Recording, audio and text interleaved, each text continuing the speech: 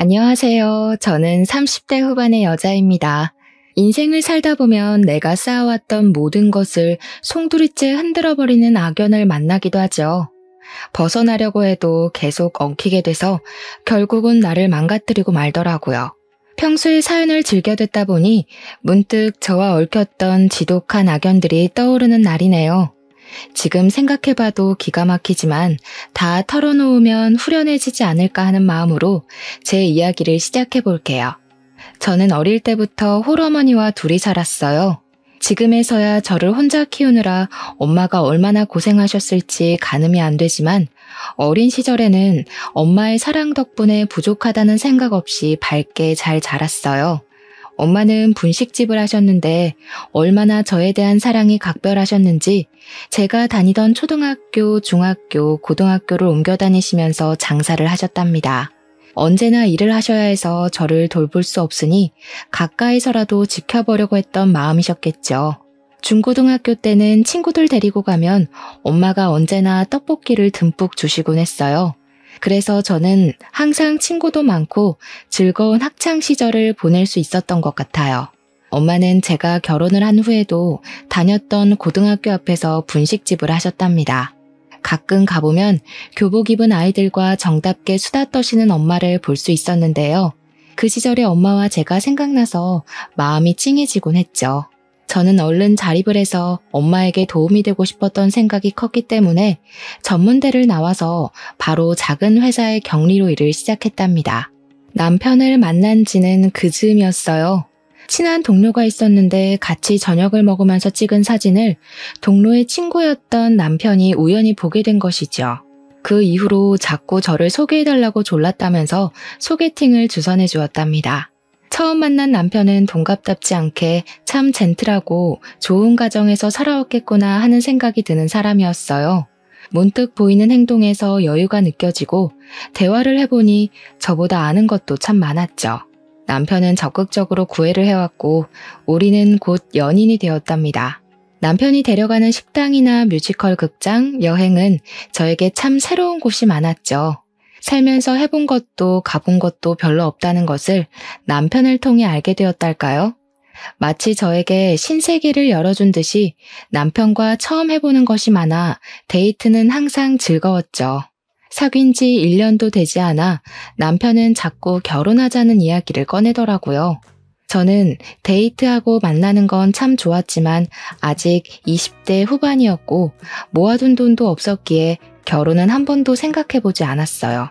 부담스럽다고 거절했지만 남편은 일단 집에 가서 부모님께 인사드리자고 계속 재촉했답니다.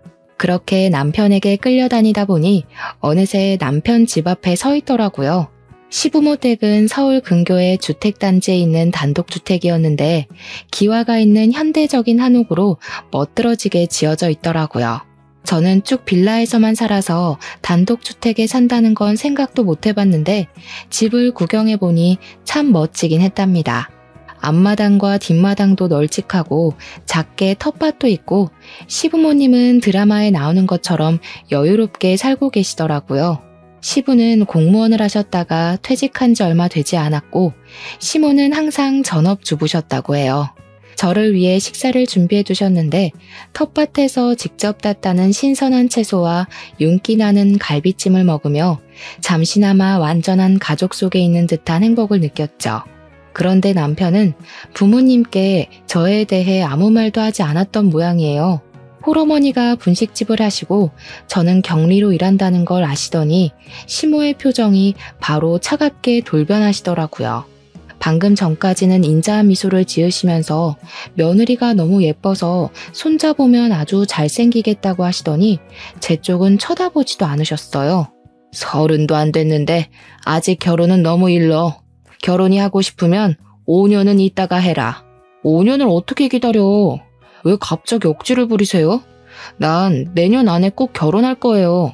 내가 이런 말까진 안 하려고 했는데 집안도 좀 격이 맞아야지. 한쪽이 너무 기울면 결국 헤어지게 마련이야.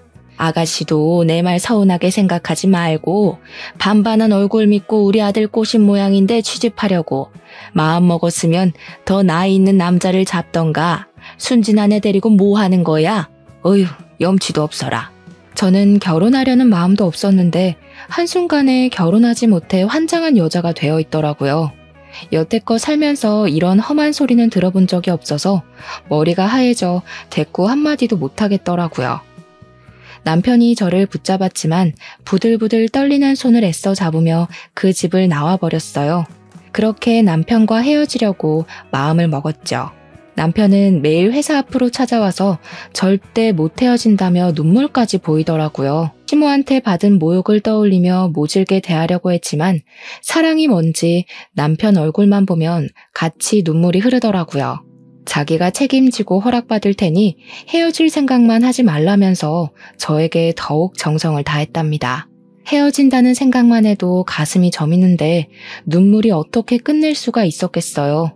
결국 남편이 허락받을 때까지 기다리기로 했고 시부가 시모를 설득해 결국 몇 달이 걸려 상견례를 할 수 있었답니다. 시모의 아나모인 태도는 상견례에서도 여전했죠. 제가 이 결혼을 찬성해서 시키는 게 아니라는 건 사돈도 잘 알아주시길 바랍니다. 그만큼 따님 교육 잘 시켜서 보내주세요. 제가 인생을 살아보니까 아버지 없는 애들은 어디선가 꼭 티가 나더라고요. 잔뜩 긴장을 한 엄마는 시부모에게 제대로 대답도 잘하지 못하셨어요. 저는 묵묵히 듣기만 하는 엄마를 보고 너무 화가 나서 한마디 하려고 입을 열었는데 엄마가 가만히 제 손을 잡으시더라고요. 엄마와 눈이 마주친 저는 간절한 눈빛에 결국 입을 닫아야만 했죠. 제가 놀랄 정도로 엄마는 남부럽지 않게 결혼식과 혼수를 준비해 주셨어요. 어디서 돈이 났냐고 물어봐도 딸 결혼하는데 보태려고 이 정도는 준비해 두셨다는 말만 해주시더라고요. 시모가 혼수로 꼬투리를 잡으려고 했지만 막상 제가 준비한 걸 보자 별다른 말을 못할 정도였답니다. 결혼을 한 후부터 저는 일주일에 한 번 또는 2주일에 한 번은 꼭 시댁에 가야만 했죠. 시모는 저를 그렇게 못마땅해 하시면서도 주말마다 저를 불러댔어요. 집안의 가풍을 배우고 집안 살림을 배워야 한다는 이유로 말이죠. 평일에 직장을 다니니까 주말에 간절히 쉬고 싶었지만 시모에게 잘 보이고 싶은 마음으로 꼬박꼬박 시댁으로 가서 알려주는 대로 반찬을 배우고 집 청소까지 했답니다. 남편에게 너무 힘들다며 하소연을 해봤지만 시모 마음에 들고 친해질 수 있는 기회 아니냐면서 조금만 참고 해보라고 하더라고요. 그렇게 결혼을 하고 첫 설 명절을 맞게 되었어요. 평생 전업주부로 살아온 시모는 자신의 음식 솜씨에 대해 자부심이 엄청났어요. 시부와 남편이 밥 먹으면서 맛있다는 소리를 안 하면 삐지는 게 눈에 보일 정도였죠. 시모가 한 음식을 먹을 때마다 항상 맛있다고 호들갑을 떨어야 했답니다. 엄마와 둘이서 살아서 저는 명절을 항상 간소하게 지내곤 했는데 시댁에 와서 이렇게 명절에 음식을 많이 할 수 있다는 걸 처음 알았네요.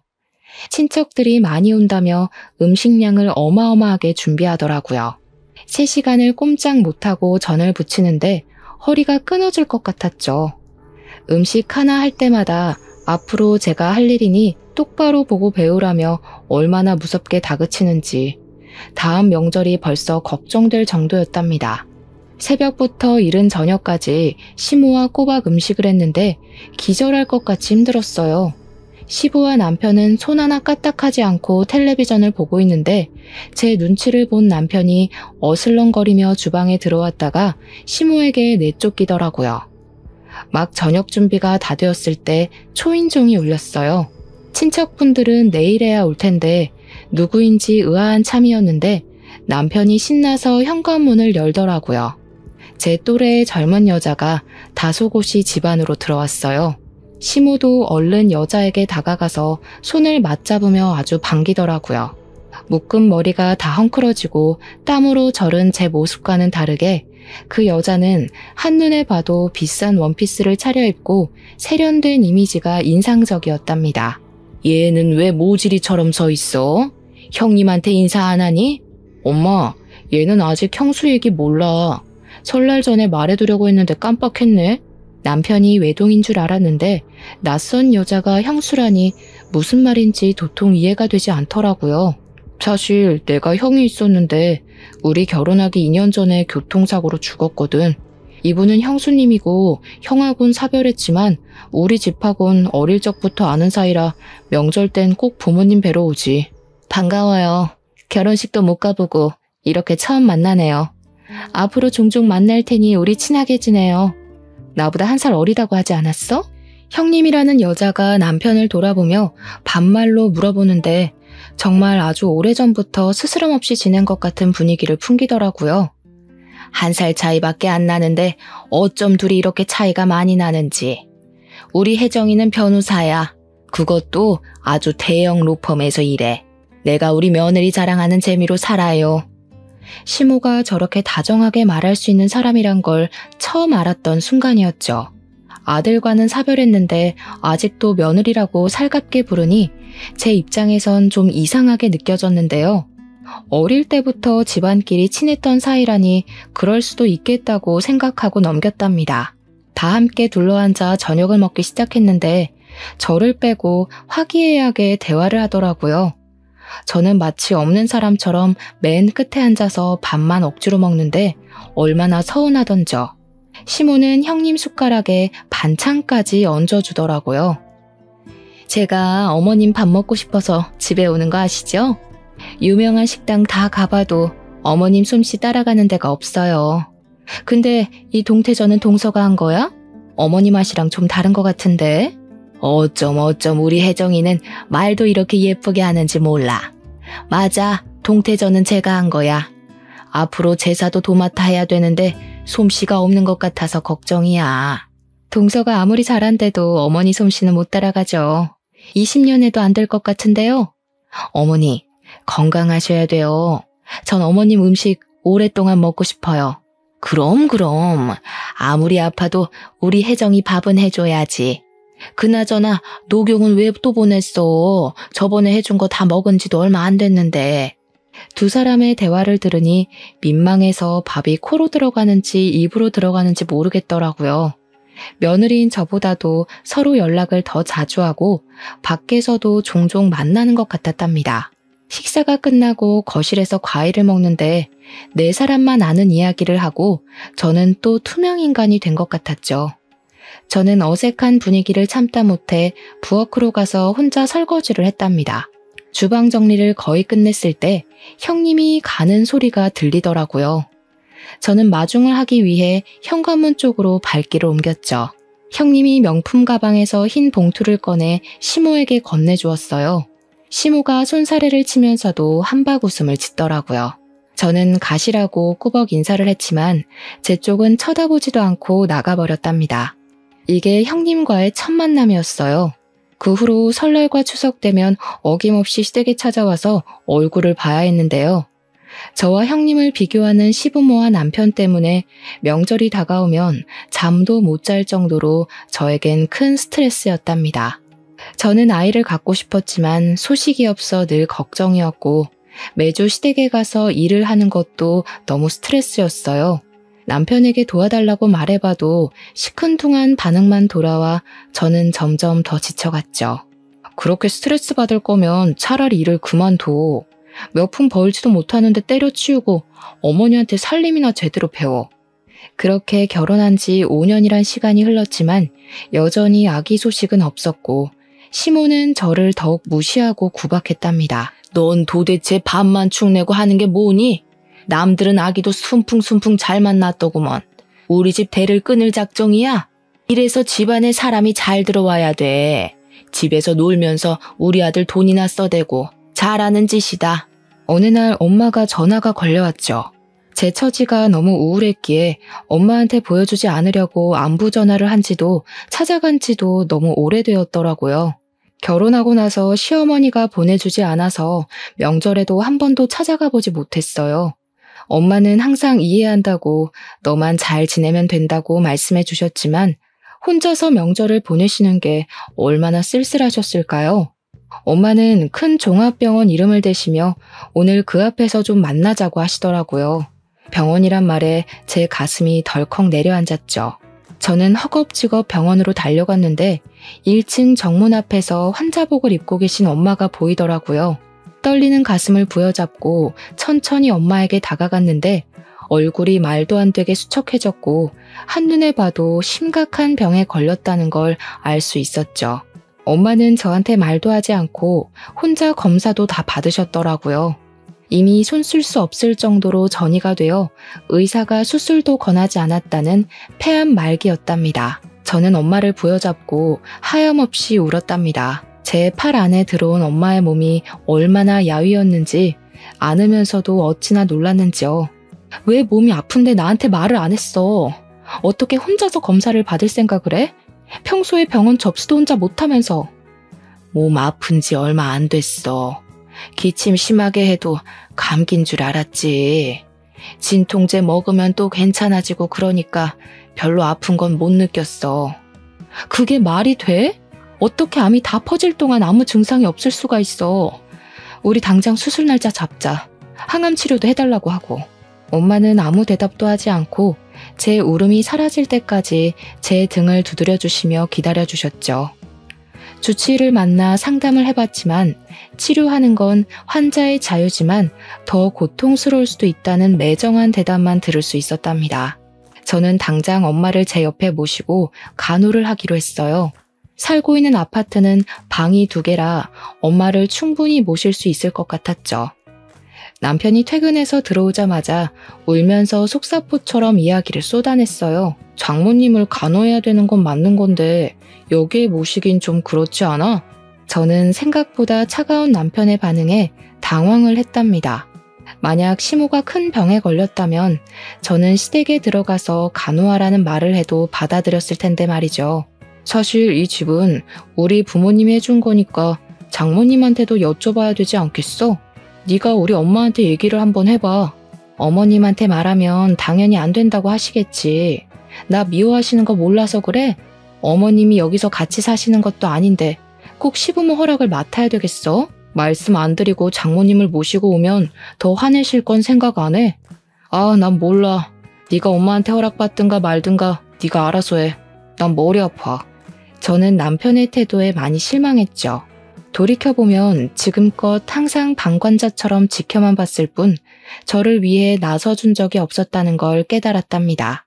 저를 대신해 시모에게 싫은 소리 한번 해준 적이 없었죠. 언제부터인가 저는 이 집안에서 부족한 존재라는 생각을 스스로 하고 있어서 부당한 대우를 받아도 당연히 그럴 수 있다고 받아들이고 있었던 것 같아요. 그때 갑자기 형님 얼굴이 떠오른 건 왜였을까요? 이번에는 마음을 단단히 먹고 시댁으로 찾아갔어요. 시모에게 어렵게 엄마 얘기를 꺼냈지만 역시나 예상했던 대로 차가운 대답만 돌아왔죠. 넌 어쩜 나쁜 소식만 그렇게 끌고 들어오니? 집에 아픈 사람이 있으면 그 집안은 어둡고 나쁜 기운이 들어오는 거야.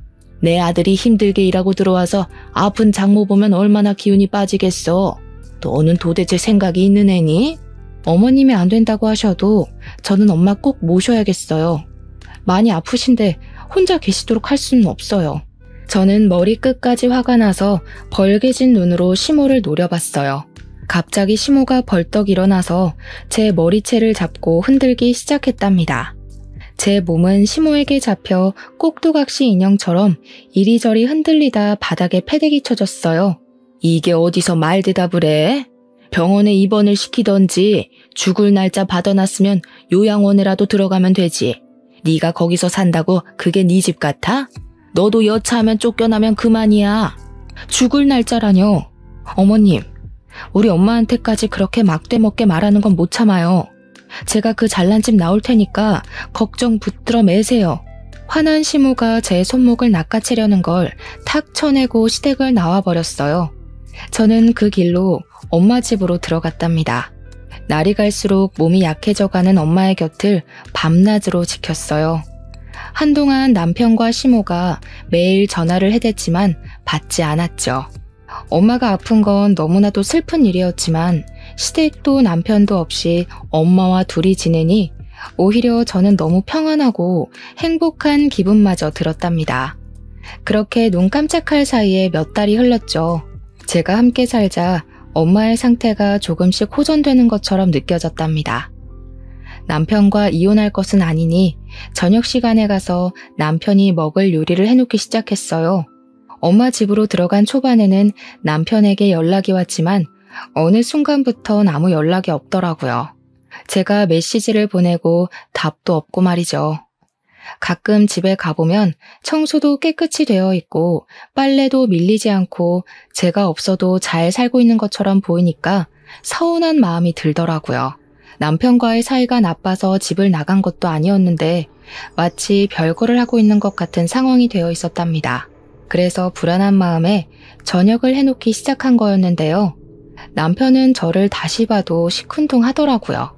오랜만에 봤는데 반갑지도 않아? 집 정리도 잘 되어 있고 나 없어도 잘 사는 것처럼 보이네? 너 마음대로 네 발로 나갔으면서 이제 와서 왜 이래? 너 없으면 엉망진창일 줄 알았냐? 야, 일주일에 2번 일하는 아줌마 부르니까 네가 살림할 때보다 훨씬 낫다. 장모님의 안부 한 번을 묻지 않는 남편의 태도에 화가 났지만 저는 바보같이 매일 저녁을 해주고 남편이 밥을 다 먹으면 설거지까지 해두고 밤에 부랴부랴 엄마 집에 돌아오는 생활을 계속했답니다.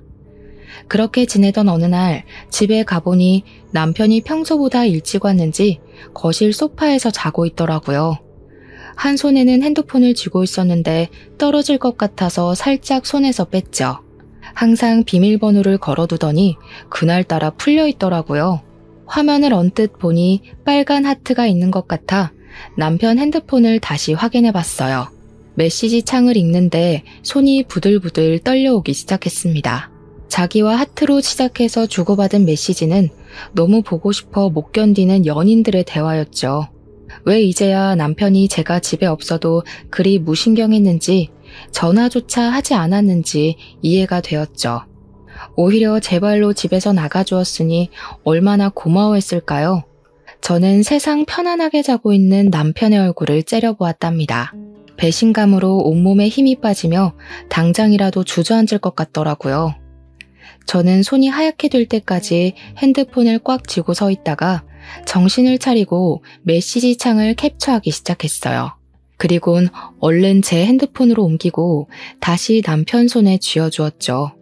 잡았던 핸드폰이 바닥으로 툭 떨어지자 남편이 화들짝 놀라며 깨더라고요. 저는 방금 들어온 척하며 주방으로 들어갔죠. 요리를 하는 동안 머리가 쿵쿵 울리고 정신을 못 차리겠더라고요. 남편이 밥 먹는 모습을 멍하니 보고 있다가 더 있으면 참지 못하고 말을 꺼낼 것 같아 얼른 집을 나와버렸답니다. 엄마 집에 가는 길에 어찌나 눈물이 흐르던지요. 저는 비참한 결혼 생활을 정리하고 엄마를 모시며 살기로 결심했어요. 남편의 외도와 이혼에 대해 인터넷 검색을 하며 증거를 모으기로 했죠.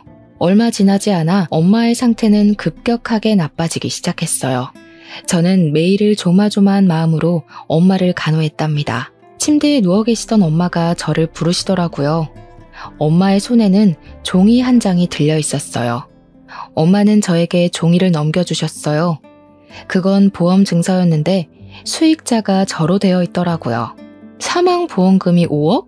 엄마, 이게 뭐야? 이거 들어놓고 죽을 날만 기다리고 살았어? 나한테 이거 주면 내가 좋다고 감사하다고 받을 줄 알았어? 너 어렸을 때부터 부었던 거야. 엄마가 너한테 제대로 해준 것도 없잖아.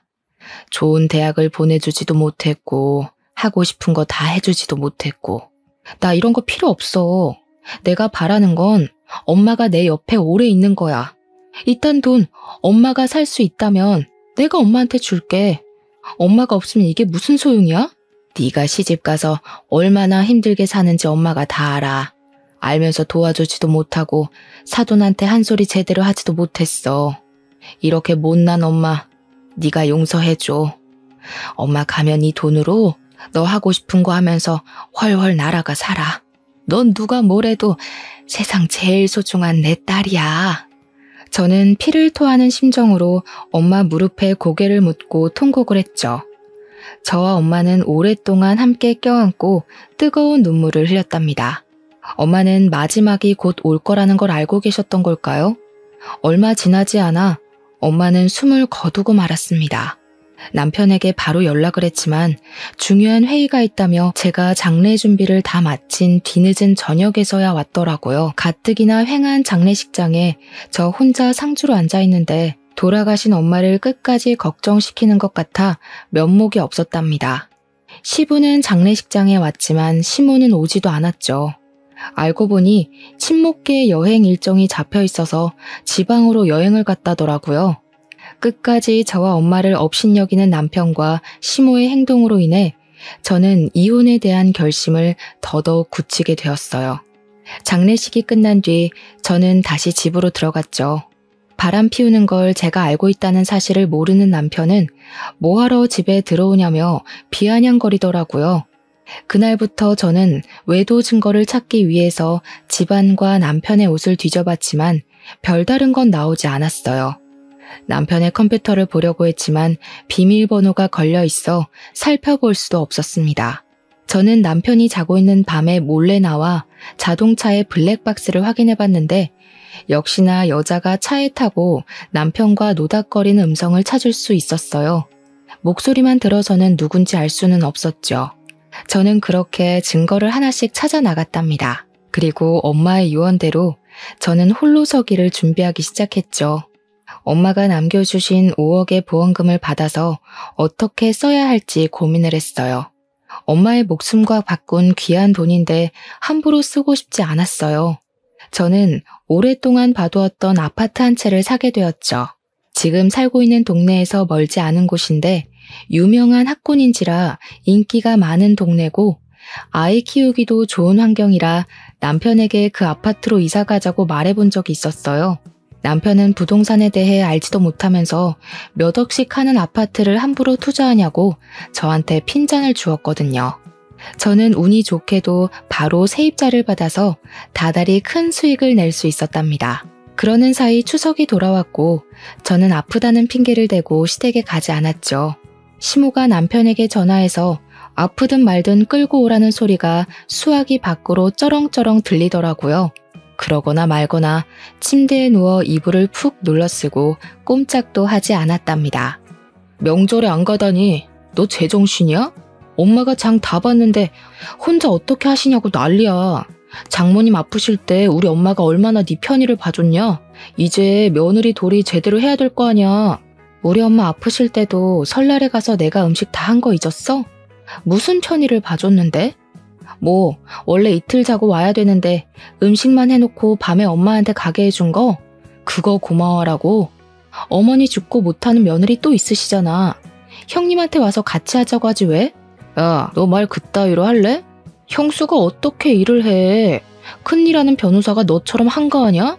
그렇게 바쁜데 어쩜 명절 때 밥 먹을 시간 딱 맞춰서 온대? 네가 몇 시에 오라고 시간 정해주니? 그만 안 해?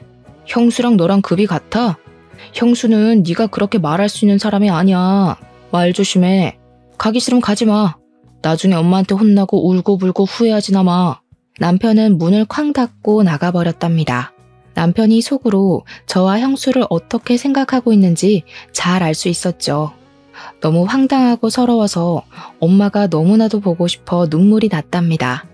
남편은 연락 한 번 없이 3일 동안 시댁에서 명절을 지내고 돌아왔어요. 집에 온 남편이 거실에서 전화통화하는 소리가 들려왔어요. 엄마, 형수 집에 데려다주고 지금 들어왔어. 와이프? 몰라, 집에 있는지 없는지. 형님이 또 시댁에 왔던 걸 알게 되자 나도 모르게 허탈한 웃음이 나더라고요. 시부모에게 그 집안의 귀한 며느리는 형님이고 저는 시키는 대로 음식이나 하는 하녀일 뿐 그 이상도 아니겠죠. 그때 남편이 거칠게 방문을 열고 들어왔어요. 명절에 집에서 놀고 먹으니까 아주 살판 나죽겠어. 우리 엄마 힘들게 하니까 좋냐? 나 진짜 아프다니까 왜 안 믿어줘. 그리고 결혼 전엔 어머니가 혼자 다 하셨다며. 며느리가 있는데 엄마가 그 많은 음식을 왜 하냐? 너무 힘들어하셔서 시장 가서 다 사다 먹었다. 형수가 유명한 떡집에서 송편을 사왔는데 네가 하는 것보다 훨씬 맛있더라. 예전에 시모와 장보러 시장에 갔다가 전집을 지나친 적이 있었는데요. 음식을 사다 먹는 건 조상님에 대한 예의가 아니고 남이 한 거에 뭐가 들었을지 알고 사 먹냐고 하더니 이번엔 어떻게 다 사 먹었을까요? 떡집에서 사먹는 송편은 못 쓴다며 매년 추석 때만 되면 뒷마당에서 뜨거운 가을볕 아래 찜기 한가득 송편을 올리던 제 모습이 떠올라 가슴이 쓰려왔답니다. 그 후로 남편의 핸드폰을 다시 살펴볼 기회는 없었지만 눈치를 보아하니 아직도 그 여자를 만나고 있는 건 확실해 보였죠. 저는 전문 변호사에게 이혼 상담도 받아보며 착실히 준비를 해갔답니다. 아직 상대가 누군지도 모르고 사진 같은 결정적인 증거를 찾지 못해 섣부르게 움직일 수는 없는 상태였죠. 하지만 통장으로 꼬박꼬박 월세가 들어와 쌓이니 알게 모르게 든든하고 자신감이 생기더라고요. 게다가 무심코 시세를 확인해보니 제가 산 아파트가 2억이나 올라 있었답니다. 제 마음이 든든하니 남편이 매일 비아냥거리고 짜증을 내도 아무렇지도 않게 넘길 수 있었죠. 이윽고 찬바람이 불기 시작하더니 김장철이 다가왔죠. 시모는 김치에 대한 집착이 엄청났는데 자기가 담근 김치가 엄청 맛있다고 생각한답니다. 그래서 해마다 엄청 많은 양을 해서 친척과 친구에게 나눠주고 그 칭찬받는데 자부심이 엄청났죠. 추운 날씨에 시댁 앞마당에서 몇백 포기의 배추를 절이고 무채를 써는 일을 저 혼자 해야 했기에 저는 결혼하고 나서부터 김치라면 학을 떼게 될 정도였죠. 그래서 이번엔 절대 나가지 않으려고 결심했는데 그걸 눈치챈 시모가 매일 전화가 오더라고요. 시모도 김치는 해야 하고 혼자 하기엔 엄두가 안 나니 처음으로 저에게 사근사근하게 대하더라고요. 요즘 몸은 어떠니? 이제 김장을 해야 되는데 오랜만에 집에 와야 되지 않겠어? 내가 너 힘들까봐 이번엔 절인 배추를 사다가 하려고 한단다. 양념만 바르면 금방 끝나지. 우리 이번엔 쉽게 하고 보쌈이나 만들어서 먹고 푹 쉬자. 어떠니? 시아버지도 너 오랫동안 못 봤다고 보고 싶다고 하시는구나. 이번엔 200포기도 안 하려고 한단다. 보쌈거리도 내가 다 사놓을 테니 이번 주 주말에 꼭 와라. 응? 남편도 이번에 안 가면 시모가 저를 쫓아낼 거라고 난리를 치는데 참 가소롭더라고요. 결정적인 증거를 잡을 때까지는 남편과 불화가 있으면 안 될 것 같아 마지막이라는 생각으로 시댁으로 향했답니다. 제가 온 것을 본 시모는 마치 덫에 빠진 생쥐 보듯 저를 가소롭게 바라보더라고요. 200포기도 안 한다더니 절이지도 않은 배추가 앞마당에 산더미처럼 쌓여 있었어요. 허리를 펴고 숙이는 걸 수백 번 반복하며 배추를 나르고 절이니 입에서 입김이 하얗게 나는데 몸은 땀범벅이 되었답니다. 제 인생의 마지막 김장이라고 이를 갈며 어둑어둑해질 때까지 김장을 했네요. 거의 마무리가 되고 옷이며 머리카락이며 고춧가루가 더덕더덕 붙은 채로 앞마당에 앉아 있었는데 초인종이 울리더라고요. 역시나 제 예감이 맞았죠. 일을 마치고 바로 온 듯한 형님이 정장 투피스를 멋들어지게 입고 들어오더라고요. 형님은 저를 한번 흘깃보곤 인사도 없이 집 앞으로 쏙 들어가 버리는 게 아니겠어요? 시부모와 남편이 반갑게 인사하는 소리가 시끌벅적하게 들리는 와중에 시모가 저에게 들어오라고 삑 소리를 지르더라고요. 그렇게 저만 빼고 화기애애한 저녁 식사가 시작되었죠. 형님은 법원에 가느라 점심도 제대로 못 먹었다면서 제가 한 보쌈과 김치를 야무지게 먹더라고요. 밥만 쏙 먹고는 형님은 일찍 가야겠다고 일어섰죠. 시모는 커다란 김치통에 김치를 담아 가져가라고 주고 형님은 시모에게 하얀 돈봉투를 쥐어주고는 바쁘게 나가더라고요. 남편이 김치통을 들어준다며 같이 나갔답니다. 식탁을 정리하는데 형님이 핸드폰을 두고 나갔더군요. 저는 얼른 핸드폰을 들고 차가 주차되어 있는 뒷마당으로 갔죠. 불빛이 없어 컴컴한데 옆에 나란히 있는 두 사람의 형체가 보이더군요. 가까이 다가가던 저는 걸음을 멈추어 설 수밖에 없었어요. 세상에 두 사람이 부둥켜 안고 있는 게 아니겠어요. 저의 몸은 강목처럼 딱딱하게 굳어 움직일 수가 없었죠. 소리를 낮추어 대화를 이어가는 두 사람의 목소리가 들렸어요. 어디선가 들었던 낯익은 목소리였어요. 바로 블랙박스에서 들었던 여자의 목소리였던 거였죠. 순간 누가 이마를 세게 때린 듯이 눈앞에서 불꽃이 번쩍하고 튀는 것 같더라고요. 정신을 차린 저는 악을 쓰며 두 사람에게 달려갔어요. 저를 본 두 사람이 놀라서 황급히 떨어지더라고요. 분노를 참지 못한 저는 마당에 있는 물 호수를 틀어서 둘을 향해 사정없이 뿌려대기 시작했답니다. 형님이 비명을 지르며 손으로 얼굴을 가리고 남편은 저에게 달려들더라고요. 그래서 남편 눈을 향해 더욱더 세게 물 호수를 뿌려댔어요. 형님의 비명소리에 달려온 시모가 얼른 수도꼭지를 잠가버리더니 제 머리채를 잡으려고 손을 휘저기며 달려오는 게 아니겠어요? 저는 온 힘을 다해 시모를 밀어 잡아뜨려 버렸어요. 여태껏 둘이 붙어먹었다 이거지?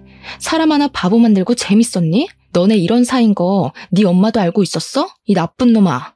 저는 차의 트렁크에 놓인 김치통 뚜껑을 열어서 김치 두 포기를 양손에 들고 남편과 형님 얼굴에 문대버렸어요. 두 사람은 눈이 맵다고 악을 쓰며 주저앉고 난리가 났죠. 당황한 시모가 그걸 보고 다시 물 호수를 두 사람한테 뿌리기 시작했죠. 그 모습을 보고 있으니 아주 코미디가 따로 없더라고요. 저는 머리 위로 김치통을 들어서 시모한테 던져버렸어요. 시모가 중심을 잃고 쏟아진 김치 위에 넘어져 버렸답니다. 시모가 저를 향해 죽일련 소리를 질러댔어요. 저 두 사람이 사랑해서 죽고 못 사는 사이라네요. 좋으시겠어요. 이제 진짜 둘째 며느리 하시면 되겠네요. 저 자랑스러운 며느리랑 천년만년 김치 담그시면서 행복하게 사세요. 저는 바로 시댁을 뛰쳐나왔죠. 중요한 물건만 챙겨 나오려고 집으로 돌아왔는데 문득 남편의 컴퓨터가 눈에 밟히더라고요. 어쩐지 형님과 관련된 비밀번호를 걸어두었을 것 같아서 저장되어 있던 형님의 핸드폰 끝번호를 쳐봤더니 바로 암호가 풀리는 게 아니겠어요? 역시나 컴퓨터 안에는 둘이서 찍은 사진이 가득 저장되어 있었고 저는 모조리 옮겨 증거를 확보할 수 있었답니다. 둘이 얼굴을 맞대고 있는 게 제일 처음 찍은 사진이었는데 날짜를 따져보니 형이 사고 나서 죽은 지 6개월이 지난 후였더라고요. 그렇다면 저를 만나기 전부터 그렇고 그런 사이였던 거고 저는 완전히 속아 결혼을 한 거였던 거예요. 지금껏 두 사람에게 속고 시모에게 구박받은 세월이 주마등처럼 스쳐가며 바보 같은 제 자신이 너무나도 밉더라고요. 저는 제가 속아왔던 시간만큼 두 사람에게도 죗값을 치르도록 하고 싶었답니다. 그래서 사진을 비롯한 모든 증거들을 제가 선임한 변호사에게 보내고 형님을 상대로 상간녀 소송을 바로 진행했어요. 그리고 형님의 로펌 회사 대표에게 사진 몇 장과 소송이 진행되고 있다는 내용의 편지를 보냈죠. 당연히 형님은 해당 로펌에서 퇴직당했고 저에게 위자료까지 물게 되었답니다. 제가 형님에게 소송을 걸었다는 사실을 듣자마자 남편이 저에게 전화해서 온갖 욕을 하더라고요. 너까짓 게 뭘 할 수 있는데 복수라도 하려고? 너 좋은 말로 할 때 당장 소송 취하해? 너 때문에 우리 혜정이 로펌에서 잘렸잖아. 손해배상 청구할 거야. 손해배상 청구해야 될 사람은 나야. 네가 망친 내 인생은 어떻게 책임질 건데? 너도 인생 나락갈 준비나 해. 저는 남편의 회사 홈페이지에 외도 사실과 사진 증거를 올렸어요. 워낙 보수적인 기업이었기에 소문이 돈다면 남편이 사생활이라고 항변해봤자 타격이 갈 거라는 걸 예상했거든요. 남편과 더 이상 마주치거나 연락하고 싶지도 않았기에 이혼의 모든 과정을 변호사를 통해 처리했답니다.